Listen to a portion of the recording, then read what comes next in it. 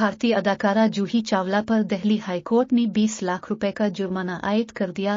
Delhi high court ने अदाकारा की भारत में 5G टेक्नोलॉजी के इस्तेमाल के खिलाफ दरखास्त मुस्तरद करते हुए इसे सस्ती शोहरत हासिल करने का एक जरिया करार दिया। अदालत ने अपने फैसले में कहा कि अदाकारा ने सस्ती शोहरत के लिए मुकदमे और अदालती कार्रवाई को सोशल मीडिया पर शेयर किया। अदालत ने अदाकारा की दरखास्त मुस्तरद करते हुए उन पर 20 लाख रुपए का जुर्माना आयद कर दिया। वाज़ेह रहे कि भारतीय अदाकारा जूही चावला ने अपने मुल्क में 5G टेक्नोलॉजी के इस्तेमाल के खिलाफ दरखास्त दायर कर रखी थी। भारतीय मीडिया रिपोर्ट्स में बताया जा रहा था कि टेक्नोलॉजी की रेस में भारत भी दुनिया के साथ खड़ा होने की कोशिश कर रहा है और ऐसे में जहां तरक्की याफ्ता ममालिक में 5G की टेस्टिंग शुरू हो गई है, वहीं भारत ने भी मुल्क में 5G टेक्नोलॉजी इस्तेमाल करने का फैसला किया है। ताहम भारतीय अदाकारा जूही चावला इस फैसले के खिलाफ अदालत पहुंच गई थी।